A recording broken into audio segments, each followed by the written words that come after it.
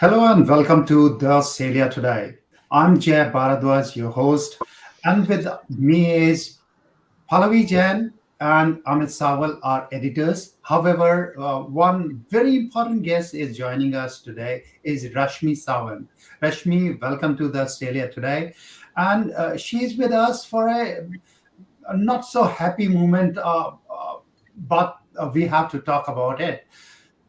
An incident happened in London where the same kind of incidents we have seen in Melbourne and other parts of Adelaide also. The Khalistan menace is rolling over globally wherever Indians diaspora is in quite a big number, I should say.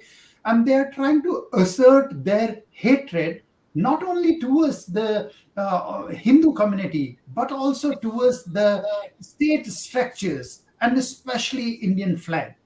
So, Khalistan goons, I can show you the video which uh, is there, and I'm told that Rashmi was there and she recorded most of the things in this video. So, let me show you this and talk over this video. This is Indian High Commission in London, and a few thugs, Khalistan thugs, reached there and tried to put down Indian flag. However, as we say in India, your connections have to be really strong. So this Indian flag, the connection, the rope was so strong that three of these goons were trying to hang on this flag, but they could not do anything. See, look at that gentleman, official from Indian High Commission. He took back the Indian flag and put it inside. Now, what this Khalistani goon did is he's tried to hoist this flag there on the rails of High Commission's building. Again, watch this. The last few seconds are so important, and that tells that Indian might is now ready to fight back any nuisance which these people try to create. This man thrice tried to hoist this flag there. However, the official was there to kind of pick it up and throw it back where it belongs to. And this man has to retreat. This is the kind of 90-second story which we all must know, as it has happened in Australia. These goons at Federation Square tried to burn Indian flag, and other people have to intervene and snatch from their hand the flag which they half burned flag. Um, I'll go straight. Uh, Rashmi is eyewitness to what has happened there. She has been an international student in London. Um, um, I don't consider West best places. Rashmi has her own experience. But Rashmi, recall for me what you witnessed yesterday in afternoon in London, and could you believe the kind of response you got from authorities there? Well, I think what we saw was has been recorded on video, and everyone's seen it already by now. The Khalistanis got there under the guise of a peace protest with flags and like boards, and then it quickly escalated to actually desecrating the Indian flag. They just climb up and then they try taking it down, and that was not it. The lower floor of the Indian Commission, all of the glass windows, they've been smashed. So you can clearly see the spiderweb smashes on all of the glasses at the bottom of the High Commission.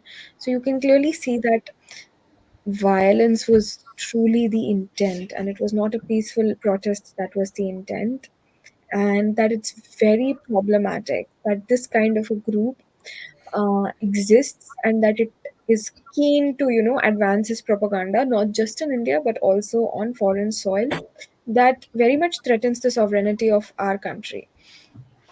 The second thing I observed was the sort of response from law enforcement. Hmm. The Indian High Commission has been a target of Khalistanis time and again. This is not the first time that Khalistanis have targeted the Indian High Commission. That being said, the Indian government affords 24/7 security to British High Commissions in India. Whilst that is not a rule here in the United Kingdom, such repeated attacks must warrant the presence of some permanent protection in place. So, just because it's been ransacked multiple times, there needs to be some protocol in place that helps keep the place secure for the people living there, and for the sort of general sentiment that it carries for Indians in the United Kingdom. When the police did finally arrive, they weren't in any kind of riot gear as far as I could make out from a distance.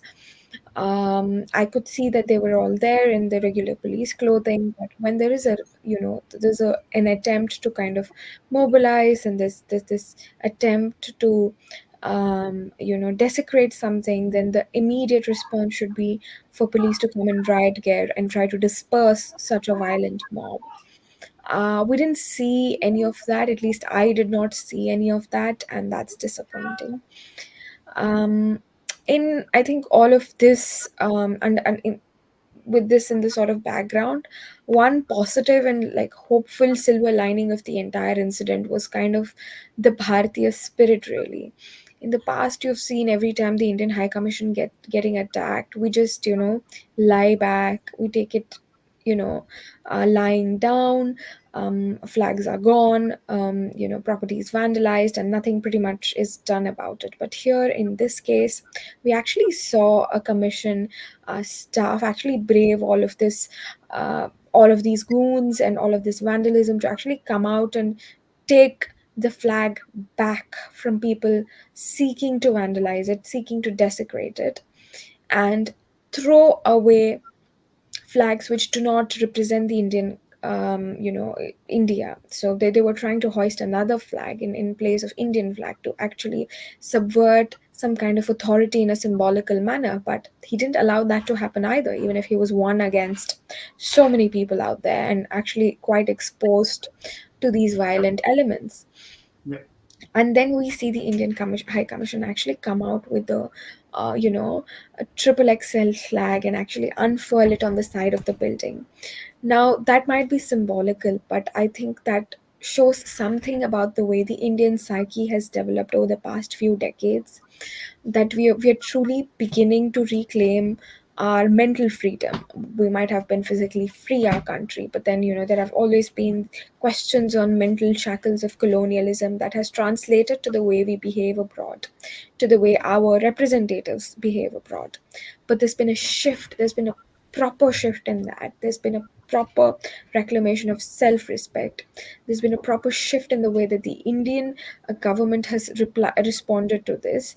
And I think that also reflects in the way that the British government responded. The British law enforcement, in fact, arrested some of the people responsible for this, heinous act within 24 hours. And I think that Yeah. is saying something to the way Indians took a stand, and the way in which we've compelled others to listen and to, act in a way that reassures Indian sovereignty abroad.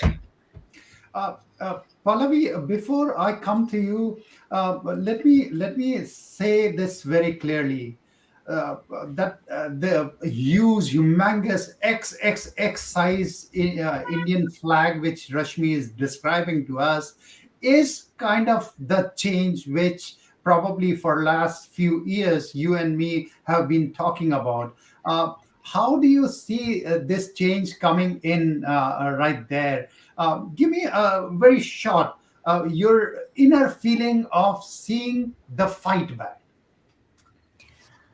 Jay, let me say this. I think it's a great thing that you saw one of the officials of the High Commission come out and challenge these thugs, and it's great to see the Indian flag. And it's very very heartening to know from Rashmi that these people have been arrested. I think the important point here is that the Indian government took a very very strong stand, and they said that this is absolutely unacceptable. I mean that this kind of lax in security at the British High Commission, and especially given that this threat perception is has been there at the High Commission. So I think that it's a great step forward. But I think for real change to come, it has to get to a point where people who do these kind of things are scared to do it. For instance, no one would dare to do this, with the American High Commission, or the American Embassy anywhere in the world. I mean, you absolutely, in Australia, you cannot imagine that a bunch of criminals or thugs would go and vandalize the American Embassy, or some people block the American Embassy so that people can't enter it. So the thing is that these are good steps, and as Rashmi pointed out, that this does reflect a change in attitude, because the Indian government is taking a firmer stand, and I think even the Indian diaspora in different countries is saying enough is enough. Indian diaspora is one of the most successful, well-to-do, educated, peace-loving diaspora. But I think a time has come when the diaspora is saying that this will not be tolerated, and I think it has to get to a point where people know that there'll be serious consequences of vandalizing, Indian high commissions or embassies, or vandalizing Hindu temples, or even gurudwaras or mosques or churches belonging to the Indian diaspora, or doing these things to threaten Indian diaspora anywhere in the world in any way. Amit, you tell me, how do you see this? I mean, you have kind of reported all over Australia. Diaspora is your expertise. How you see it? Do you see it especially like is a special group, or how would you characterize this? Yeah, you are on mute. One of Amit, the things, Jay, that we are seeing is that be San Francisco, London, Brisbane, Melbourne, it's the if you look at each country, these thugs are limited in numbers, right? These are the muscle powers, the brawn, basically, not the brains.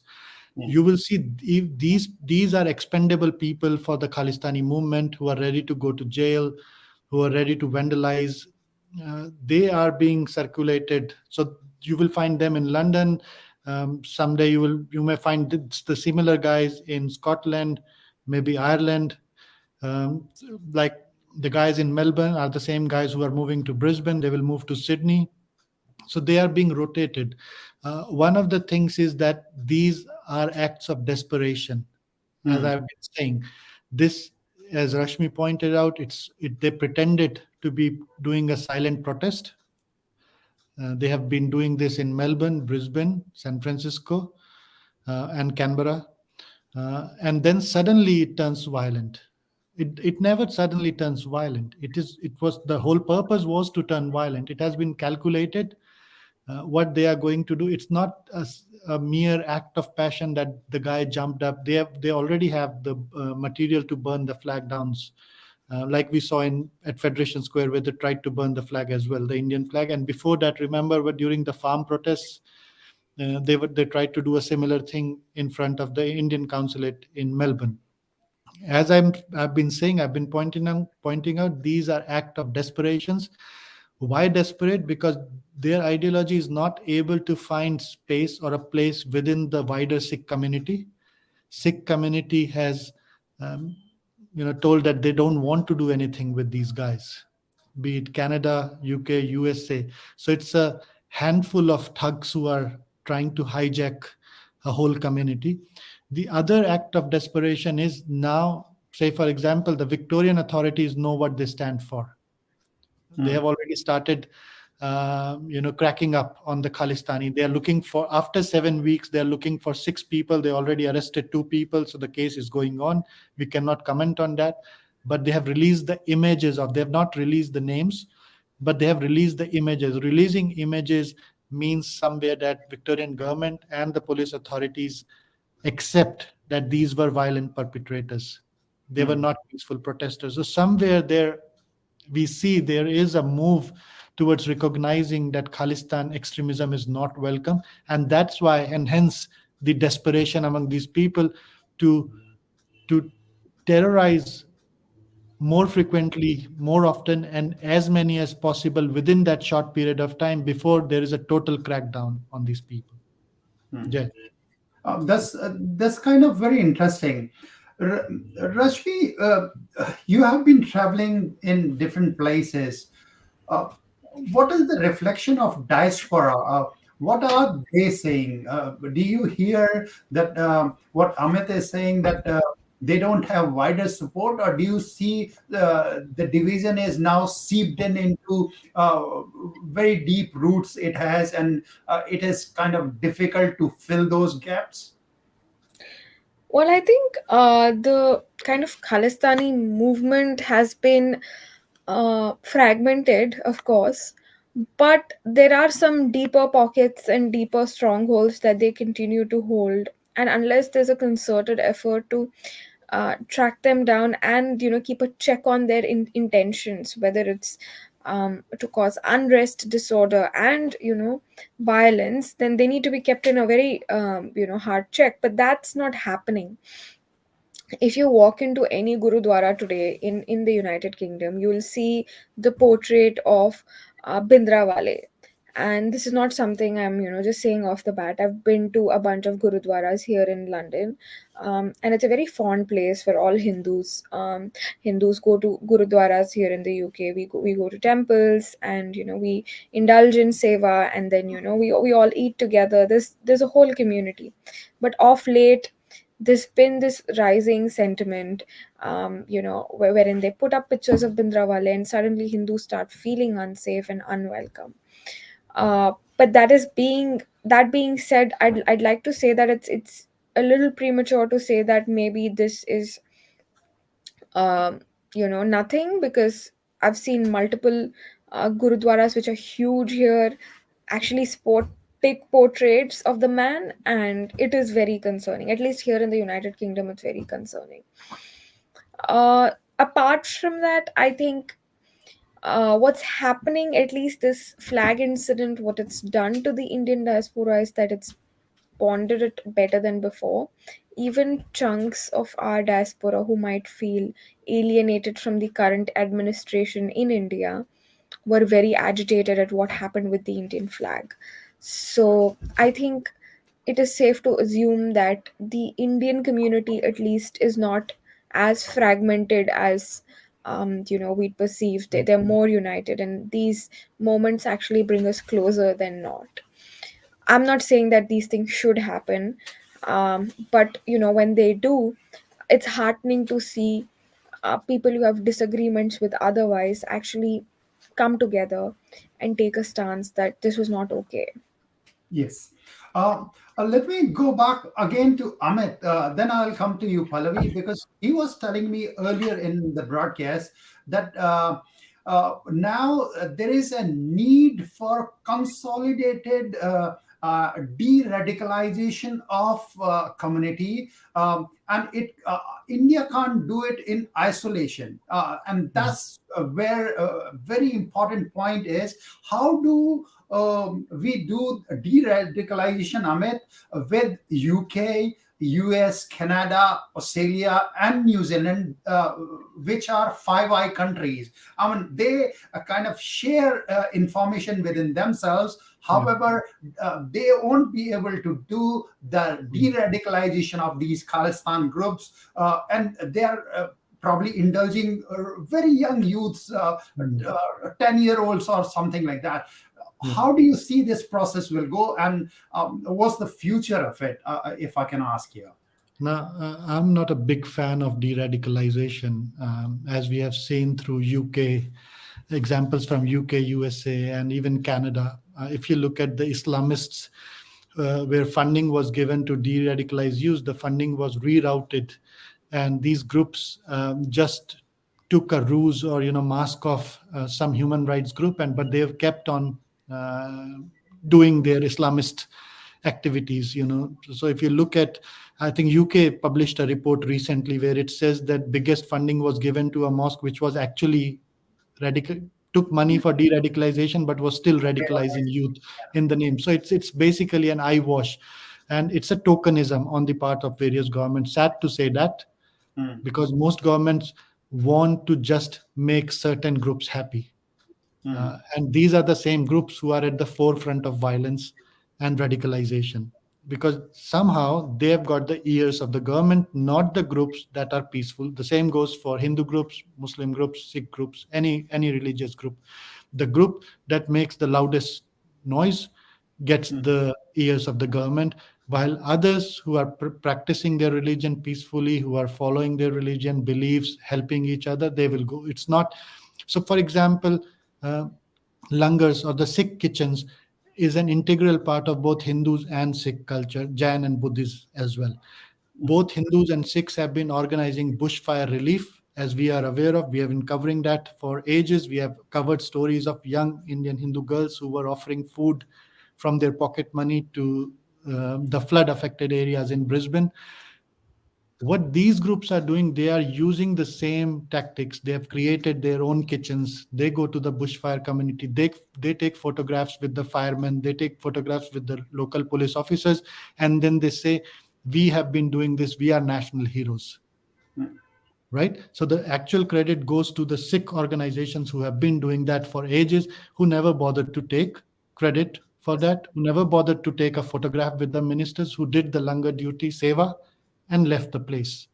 But they have hijacked that. So who will get the de-radicalization money? It's these groups, and they will reroute it into radicalization. So as I said, I'm not a big fan, and many academics are to blame for that, especially left-leaning academia in the Western world. And Rashmi can bear witness to it, that these people hijack the radicalization agenda to write papers, write books, and basically to do a PR whitewash, sweeping under the carpet of their activities. They on In terms of de-radicalization, academics went on to say we have to understand this youth first, what they want. So basically, they even went on to pampering. The latest example of that lady, Shamima Begum, what was her Yes, name? Shamima, in Is a good UK. example. BBC made a n number part documentary on her, trying to tell the world what was going through her mind as a young girl. She was adult enough to make a decision. Everyone who joined ISIS at that point of time from the Western world, Australia too, joined in the belief that caliphate is coming, and everyone else, like three of us, four of us who are sitting here, will be their slaves. They actually went in the belief that caliphate is coming. It has a big support from certain countries. When it didn't happen, they started running back to the safety of their home country. They were doing n number of cruelties upon Yazdi women, men. There are so many people who have left. It's only when time comes and these groups realize that their propaganda is not working, they become desperate, either to whitewash, you know, and come back to the mainstream as the leaders. We have seen that in what was the city in UK that saw the violence recently. I keep Leicester, forgetting the Leicester. name. Leicester. Leicester, because things are happening in so many cities, it's hard to remember what was happening where, and at the same time, right? It's either the Islamists, the Khalistanis, but the boogeyman always is a community which is not even doing anything, the Hindus, right? That's So true. what's happening in Brisbane, Melbourne, the threats to the Perth temples, but at the end of the day, and on social media, what you are seeing is that Hindus need de-radicalization. Hindus are the radicalized group.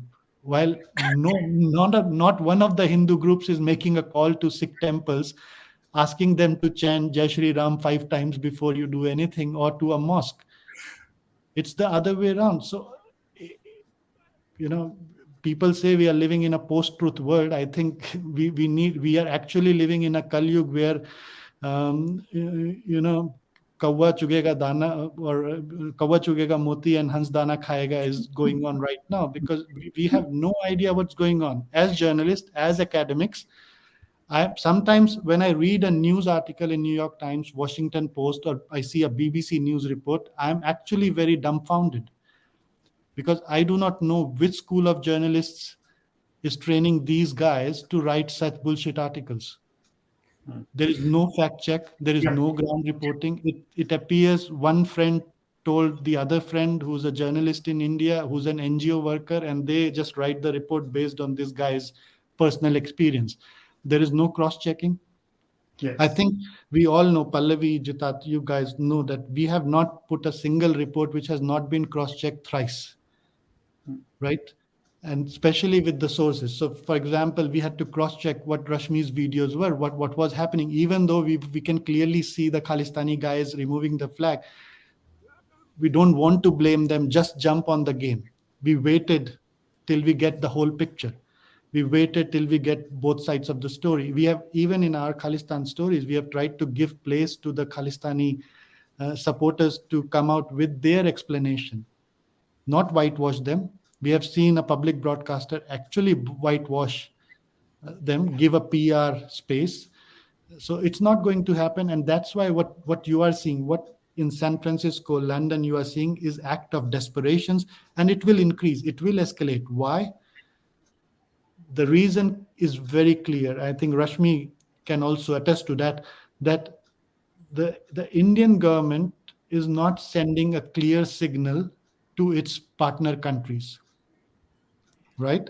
I was talking to someone and he says there is nothing wrong in carrying a Khalistani flag. Look at Amritpal Singh. Um, they are also carrying Khalistani flags in Punjab. So why are you asking the people here not to carry Khalistani flags? Hmm. So if the Indian government had cracked down, if you have declared Khalistan extremist organization, extremist ideology, then you should crack down on it immediately as soon as Yeah. you see it.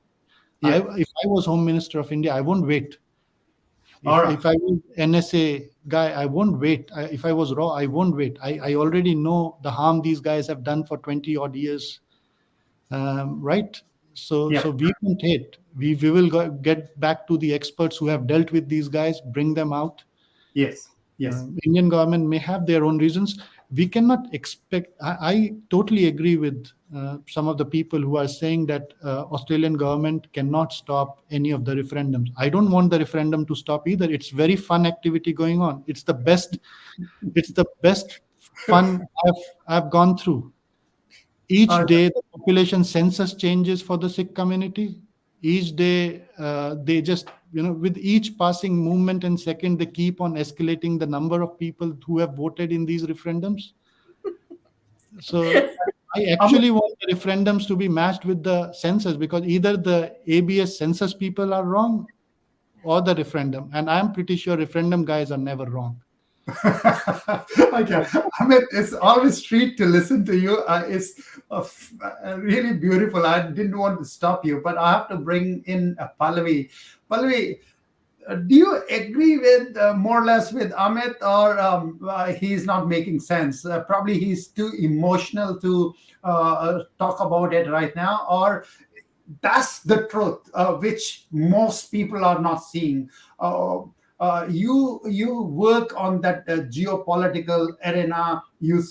Kind of work on terrorism. So, do you agree with him, or I mean, I he's amusing as he is, but geopolitics is a different ball game, I suppose. Yeah.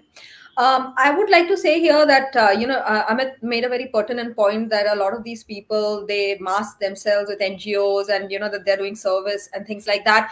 Just to make a mention here that even the terrorist organization Jaish-e-Mohammed, which is a designated terrorist organization, notorious terrorist organization, they renamed themselves as Jamaat-ud-Dawa. And then during the Kashmir earthquake, the Pakistan occupied Kashmir earthquake that happened a couple of years ago, they did a lot of relief work, so to speak. So the thing is that I think geopolitically, one is, I think someone asked why we are seeing this resurgence in this activity and things like that. The way I see it is that this is a desperate attempt by Pakistan, which is, which is almost on the verge of being a failed state, to create disturbances, to derail India's relationships with people in the West, and try and and unfortunately they've got enablers. They have cultivated enablers in academia and media who give a very one-sided, false narratives about India, and the Indian diaspora, the Hindu community, the current dispensation. I mean, right or wrong is a different issue, but we have seen that you can agree or disagree with the government of the day in India. You can like or dislike a leader, but what we are seeing is wide scale absolute lies being peddled about India, and especially the blatant attack on the Hindu community, and again fake narratives, people who don't even know a word of Sanskrit, claiming to be experts on Hinduism. It's like somebody who has no idea of Arabic saying he's an expert in Islam, or no idea of Hebrew, claiming to be an expert on Judaism. There is a geopolitical element to it, which is that Pakistan, in its desperate attempt, and this is happening because obviously India's stature has risen dramatically in the last 5 6 years. India had a good stature even say 10 years ago. I mean, Dr. Manmohan Singh was considered a statesman around the world as well. But there's no doubt that in the last 5 6 years, India's stature has risen dramatically as an equal. And today, India is seen as an emerging global power. And, India's opinion matters on the major issues plaguing the world. And India is probably, as many people have noted, is going to be the most vocal voice for the global south, because it is a secular democracy, and that is a very very important thing. And I think when you see, I mean, if you look at Pakistan state today, suddenly they're seeing what's happening on the other side of the border, and diaspora doing so well.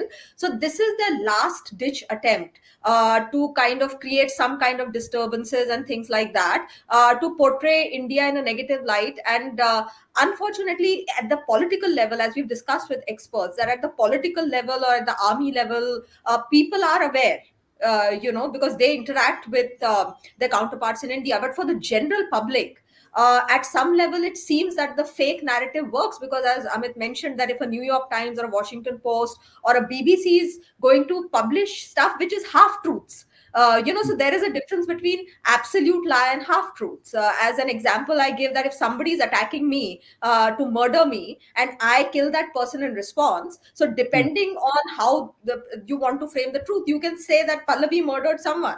So you are not telling a lie, but you're telling the half truth. So that's what I see happening. And I think that here the Indian government will have to engage with its Western partners and Yes, explain to them very clearly what's happening here. yes. Pallavi, yeah, let me go to Rashmi. Both of you have confused me. Amit is kind of saying it's not possible. De-radicalization will never happen. It's not a possibility. Pallavi is saying government of India need to kind of engage with more of its partners, which they are engaging very strongly in terms of business alliance and security alliance and all those things. However, when it comes to diaspora, India has considered it as its kind of a strength. But now to de-radicalize or take this diaspora to another level, does India has a role to play, or it will unfold the way it will naturally? How do you see it, Rashmi? Well, I feel that abroad, in countries outside India, there's a lack of context. People don't know in what context certain issues are being discussed. For instance, be it Khalistan, be it Ram Mandir, they don't know what the history is, what the what the incidences have been, what the sentiment is, what people believe. So there's this like utter lack of context.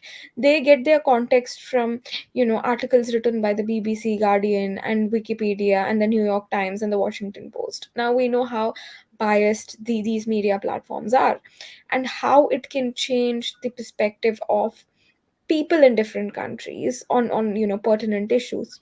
So I feel like there's an overall misguidance of the way in which Indian issues are perceived abroad, and that kind of adds a lot of fuel to the fire that miscreants are trying to create outside.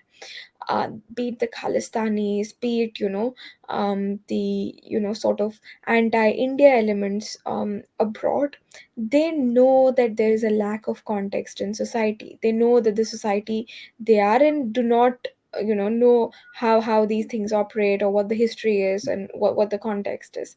So what they do is they kind of take undue advantage of this. They try to find support in that community by saying stuff like trying to shut down Khalistan is fascism, and mm, Khalistan is a rightful crusade or whatever. And then these gullible people do believe that because they have ample kind of biased media supporting this whole narrative that these miscreants are trying to bring to them, and that then becomes a whole movement.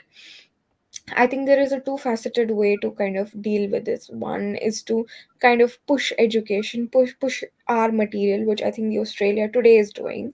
It pushes the right narrative. It pushes unbiased media reporting, and that can help to some degree. And I think there is also a section of people who are pretending to be asleep, and you can't wake them up because they find some kind of joy in putting India down, and in kind of virtue signaling and the rest. Because there are, let's face it, this world is very competitive, and there's nobody out there who want the right thing for India except for Indians themselves. So there could be that ulterior motive that even foreign governments have in adding fuel to whatever is happening. We can see this in the case of Canada, where they're like supporting Khalistan whilst knowing full well what they're capable of. And that's just because they want to undermine Indian government, undermine India's progress. The only way you can do this is by flexing your economic and military progress.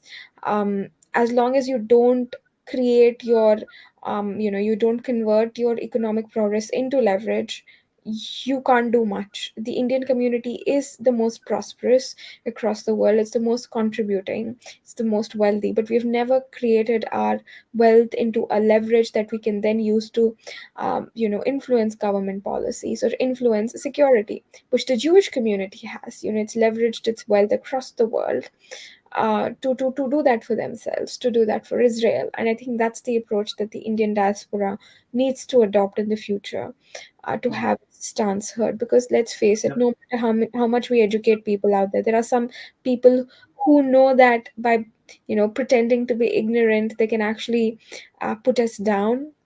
They Mm. can put us down in a way that cuts off a lot of things, because unrest is not economical. Unrest is a deep dent to our economy. The farmer protest itself was causing millions, it caused loss in the millions per day because of the way in which our key highways were blocked, and it kind of choked off an economic pulse. So everything goes by economy, everything goes by military. So as long as we don't know how to place ourselves strategically using what we have, we will be on the receiving end. Very true. Okay, I have one question. I want all of you to answer in like 30 seconds each, if you can. And I'll start with Dr. Sawal for that. Dr. Sawal, tell me, is Khalistan movement, is the Khalistan problem now has its center outside India, or maybe somewhere between Canada, UK, US, or Mm. it is it's still a core Indian problem and it is being exported from there? How do you take it? Really briefly, I want to know. Okay, so Khalistan problem was, is, and will remain an Indian problem because that's where they are targeting economically, socially, and politically. But the brains are not inside India. It used to be in Pakistan earlier through ISI propaganda and training centers, and now it has shifted to USA and Canada. I won't say UK much, but USA with Six for Justice, and Canada, where you have certain politicians. So the problem will remain always Indian problem because that's where they are targeting. But it will be a headache for friendly countries like UK, USA, partner countries, especially not just friendly, but partner countries like, especially Australia, who have no idea about what this problem is. So the scenes that you saw at Federation Square, I think, Jay, you remember I warned that something like this will happen. Their act of desperation will turn into violence. Uh, that violence could have been unleashed on unsuspecting non-Indian people as well who were sitting in the cafes and restaurants. And then these people will call it collateral damage, as they called it during the Kanishka bombing. They said, "Oh, it's a war going on. War with whom? War about what?" Right?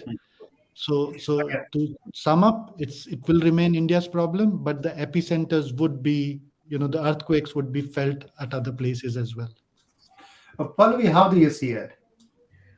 Jay, I would like to say here that the issue for the diaspora, it's not so much about the ideology, but the fact that it's a violent ideology. I think one has to make it very, very clear to the governments of the countries that we live in our case, Australia, that this is not a question of differing ideologies. There is one set of people who are violent. There is a history of terrorism there, and that is why this needs to be taken seriously. For instance, we asked one of these people that they can come on the Australia Today and put their viewpoint, take our questions directly, but they refused. And obviously, they refuse because people who don't work on facts are very afraid to be challenged with the truth. But the real issue is that, okay, you can have whatever protest you want, but then the Indian diaspora has the right to have a counter protest. The problem here is that there is vandalism, there is threat, there is violence, and that is absolutely unacceptable. I mean, in the West as well. And so shockingly that the media or whatever little coverage it got,